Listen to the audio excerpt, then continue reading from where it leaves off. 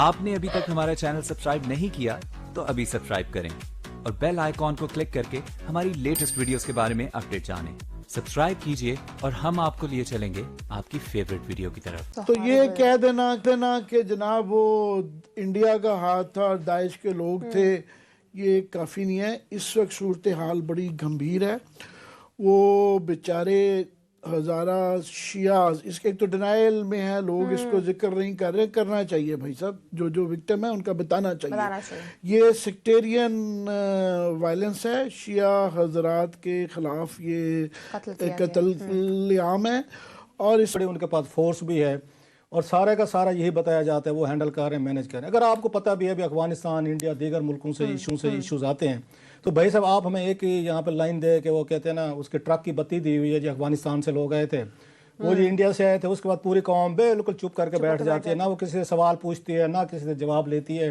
بس یہ سارا قصور جی انڈیا کا ہے، سارا افغانستان کو. بھائی صاحب انڈیا افغانستان کا ہے، قصور ہوگا تو پھر ہم نے اتنی بڑی یہاں بھرتی یہ چیزوں کی طرف تھا کہ انڈیا کے ساتھ آپ چیزیں ٹھیک نہیں کریں گے. آپ ہزاراز کا مسئلہ کافی سالوں سے ہے اور مجھے یہ کیا کہوں کہ تکلیف سے بتانا پڑتا ہے کہ مجھے بڑا کلوز کوارٹرز سے اس کو واچ کر رہے ہیں. اور میں بے تحاشا ان کے قبرستانوں میں بھی جا چکا ہوں، گھروں میں بھی جا چکا ہوں. اور یہ کئی سالوں سے ہزاروں لوگ اس کے اندر مر چکے ہیں. اتفاقاً جو ہے 2-4 سال سے یہ تھم گیا تھا تو ہم نے سمجھا تھا کہ شاید یہ مسئلے کا حل تھوڑا سا نکل آیا ہے، مگر پھر وہ یہ اتنا بڑا واقعہ ہوا ہے کہ 11 لوگوں کو جس طریقے سے باندھ کے مار دیا گیا ہے سارا. تو یہ کہہ دینا کہ جناب وہ انڈیا کا ہاتھ تھا اور داعش کے لوگ تھے، یہ کافی نہیں ہے. اس وقت صورتحال بڑی گمبھیر ہے. وہ بیچارے ہزارہ شیعہ اس کے ایک تو ڈینائل میں ہیں لوگ، اس کو ذکر نہیں کر رہے. کرنا چاہیے بھائی صاحب، جو وکٹم ہے ان کا بتانا چاہیے. یہ سیکٹیرین وائلنس ہے، شیعہ حضرات کے خلاف یہ قتل عام ہے. اور اس وقت وہ بیچارے سردی میں مائنس کی شاید کوئٹہ کے اندر سردی پڑ رہی ہے اور وہ اپنی لاشیں لے کے بیٹھے ہوئے ہیں اور ان کی تسلی کے لیے کسی کو کوئی شرم نہیں آ رہی ہے. پروونشل گورنمنٹ کا بھی میں دیکھ رہا تھا تھوڑی دیر پہلے خبروں میں بتا رہے تھے کہ 3 وزیر گئے ہیں، انہوں نے کہا جناب یہ ہم 48 گھنٹے بعد آ گئے ہیں، مگر آپ کی جو طفل تسلیاں ہیں نا اس سے ہمارا گزارا نہیں چلے گا. اور ان کا واقعی مسئلہ ہے، ان کے زخم بہت زیادہ پرانے اور گہرے ہیں. اور ماضی میں چونکہ ان چیزوں کے کھرے پاکستان میں نکلتے رہے ہیں، اس وقت بھی یہی کہا جاتا رہا ہے کہ جی یہ غیر ملکی سازش ہے. ان کو ٹھنڈا کرنا، ان کو اس وقت ان کے زخموں پہ مرہم رکھنے کے لیے بہت زیادہ ایفرٹ کی ضرورت ہے. مگر کوئی جو ہے نا، اور وہ صرف پروونشل گورنمنٹ کی تسلیاں نہیں مانگتے ہیں، مگر اس وقت وہاں سے پروونشل گورنمنٹ بھی کوئی بہت زیادہ ان کی طرف سے یہ نہیں نظر آ رہا ہے ایفرٹ. اور فیڈرل گورنمنٹ تو بالکل، وہ جو شیخ رشید صاحب ہیں نا وہ کہتے ہیں شاید میں اب انٹیریئر منسٹر بن گیا ہوں تو میں نے روز کے بعد پولیٹیکل نعرے مارتے ہیں کہ جی میں وہ سپیکروں پہ بات کر کے رہ گئے ہیں. نہ ان سے اسلام آباد نہیں چھوٹا سا ہینڈل ہو رہا، نہ صرف کہ یہ ہے، مگر کم از کم کسی نہ کسی کو وہاں پہ اب تک 2-4 دن میں 2 دن ہو گئے ہیں، اب چلے جانا چاہیے تھا. وہ بیچارے لواحقین اپنے جنازوں کے ساتھ سڑک پہ بیٹھے ہوئے ہیں، سردی ہے. تو یہ پرائم منسٹر صاحب ان کی جو پہلی تقریر تھی اس کے اندر انہوں نے کوئی 10-15 منٹ صرف اس بات پہ لگائے کمپیشن پہ، رحم.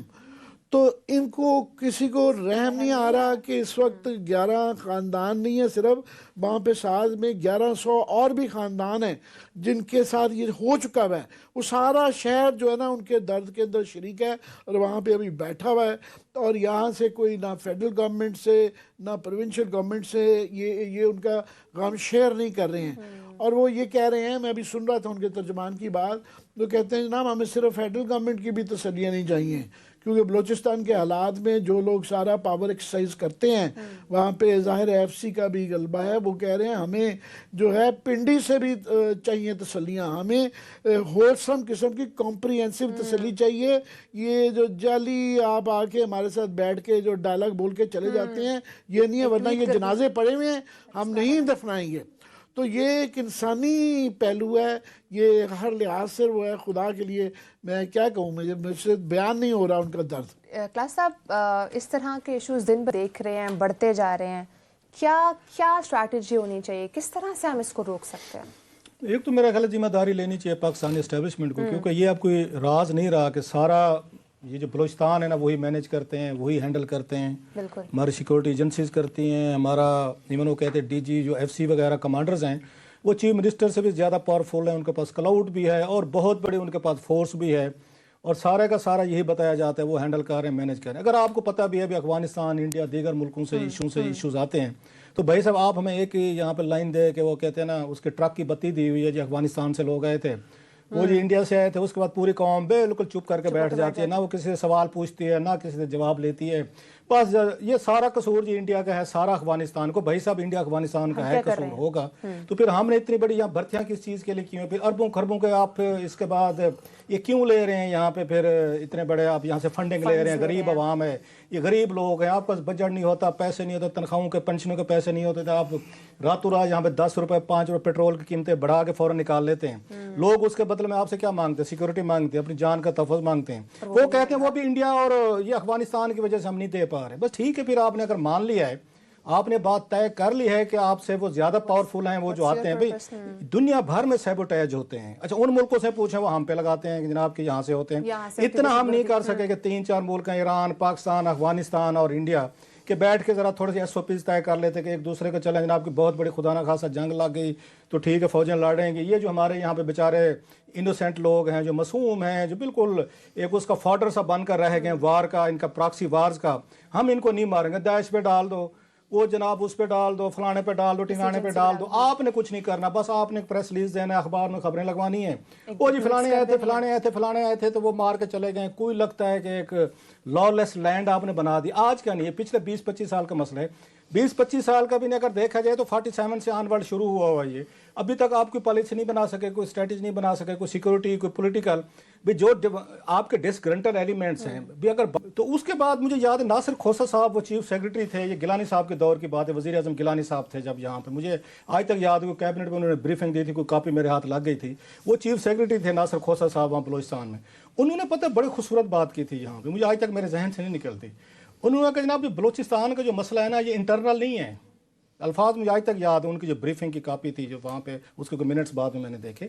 انہوں نے کہا سارا مسئلہ بلوچستان کا اسلام آباد سے آتا ہے. اب یہ بڑی عجیب سی بات لگتی ہوگی لوگوں کی کہ اسلام آباد کا بلوچستان کا, انہوں نے کہا آپ ذمہ دار ہیں. ان کا یہ کہنا تھا جب تک پاکستان کے فارن اور سیکورٹی پالیسی کو ریویو نہیں کریں گے آپ, بلوچستان ٹربل میں رہے گا. ان کا اشارہ انہی کی یہ چیزوں کی طرف تھا کہ انڈیا کے ساتھ آپ چیزیں ٹھیک نہیں کریں گے, آپ افغانستان کے ساتھ نہیں کریں گے, یا ایران کے ساتھ نہیں کریں گے, تو بلوچستان آپ کا پیسفل نہیں ہوگا. یہ آج سے 10 سال پہلے ان کی بریفنگ تھی گیلانی صاحب کے دور میں. انہوں نے کہا حضور یہ سارا مسئلے جو ہیں آپ یہاں پہ سیکورٹی پالیسیز بناتے ہیں, آپ فارن پالیسی بناتے ہیں, اس کی امپلیکیشن جو ہیں وہ ہم وہاں پہ یہ بلوچستان میں ہمیں فیس کرنی پڑتی ہے. پھر سارے کہتے ہیں ان کو روک کے دکھائیں. اس نے کہا کیسے ہم روک کے دکھائیں, یہ سویلین نہیں روک سکیں گے. ایک تو یہ چیز اس پہ آ گئی. ٹھیک ہے. نمبر 2, عمران خان صاحب کی سیریسنس ذرا ملاحظہ فرمائیں. آج کے آپ کے جو ہماری ابھی ٹیم نے بنائے ہیں یہ ذرا ان کے ہیڈر ذرا پڑھیں آج کے کیا ہیں, کہ عمران خان صاحب کی سیریسنس دیکھیں. جو ملک اس وقت بلوچستان پہ اگر ہماری ٹیم اس وقت یاد کرتی 2-4 یہ کلپ نکال لیتی تو پتہ چل جاتا. 1001 بیانات ہیں عمران خان صاحب کے بلوچستان پہ, نکال کے دیکھ لیں. جیسے انہیں دنیا بھر کا کوئی ٹاپک رہنے نہیں دیا جس پہ بات کی ہو. آج انہوں نے اپنے ان ترجمانوں کو میٹنگ بلائی ہوئی تھی. سر ذرا پرائرٹیز دیکھیں, کیونکہ اگین اپنے شیخ رشید صاحب ہیں, میں اس سے پہلے آتا ہوں ترجمانوں پہ, ان کو یہ بالکل ٹکے کی کوئی انٹرسٹ نہیں ہے, کوئی مرے جیے. آپ کو یاد ہے یہاں نصیر اللہ بابر صاحب پہ ایک الزام لگتا تھا کہ ان کے اپنے بچے نہیں ہیں. سر اگر آپ کو یاد ہو, ان کے بارے میں کہتے تھے نصیر اللہ بابر صاحب کی کیونکہ اپنے بچے نہیں لیا, کسی کا مارا جائے کچھ ہو جائے, ان پہ آتا تھا. اگرچہ ان کے ہمدردی اس کو ڈینائی کرتے ہیں, کراچی میں ہوتا تھا کہ اپنے ان کے بچے نہیں ہیں, لہٰذا وہ آپ کے اندر وہ سینس نہیں آتی شاید. تو شیخ صاحب اسی کیٹیگری میں آتے ہیں ماشاءاللہ, جو کوئی مرے جیے. ابھی وہ جو یہاں پہ آپ کے اسلام آباد میں اتنا بڑا مرڈر ہوا ہے, اتنا بڑا یہاں پہ کیسز ہیں روزانہ, یہاں پہ آپ کی وہ چیزیں ہو رہی ہیں. آپ سے یہاں پہ 24 کلومیٹر کا شہر نہیں سنبھالا جا رہا, آپ کی پولیس سے نہیں سنبھالا جا رہا, آپ کے ڈی ایم جی کے جو بابوز بیٹھے ہوئے ہیں, گروپس بیٹھے ہیں, ان سے نہیں سنبھالا جا رہا. جس پرائم منسٹر آف پاکستان ان کی کیبنٹ سے 24 کلومیٹر کا آئی سٹی جو ہے آپ کے اسلام آباد کیپٹل ٹیریٹری 24 کلومیٹر کا ہے. لا اینڈ آرڈر اس وقت آپ کا یہاں سے آپ کے کراچی سے سب سے زیادہ بدترین ہے. ہم ان سے توقع رکھے بیٹھے ہیں ہمیں بلوچستان ٹھیک کر کے دیں گے جن سے یہاں 24 کلومیٹر نہیں چل رہا. आप प्रायोरिटी देखें उनकी जरा माशाल्लाह। अच्छा अपने बच्चे माशाल्लाह लंदन में रहते हैं, शेख साहब के माशाल्लाह अल्लाह अगर हो गई उनकी तो वो हो, तो उनको परवाह नहीं है, वो सिक्योर कंट्रीज में रहते हैं, जैसे ये दूसरे के पता बच्चों ही को नहीं है बच्चों का काम क्या होता है। होता है मतलब खान साहब को वो लीस्ट इंटरेस्टेड होंगे। आपका 21 साल का बच्चा मारेगा 4 रातों से हम सो नहीं सकेगा, हमारे बच्चे इसी एज में है कि इतनी मतलब आपने 22 गोलियां मार दी हैं बच्चे को यार, और कहीं से कोई नहीं है। और याद होगा इन्होंने ये वहां पे फैसला न उसका सहीवाल में 5 इन्होंने पूरे फैमिली मेंबर उड़ा दिया, तो वज़ीर आज़म साहब ने फरमाया था मुझे आने दे, कतर से वापस आने दे, मैं पता नहीं क्या कर दूंगा। आज तक कतर से वापसी नहीं हुई उनकी, अभी तक वापसी की फ्लाइट ही नहीं पहुंची उनकी प्राइम मिनिस्टर ऑफ पाकिस्तान की।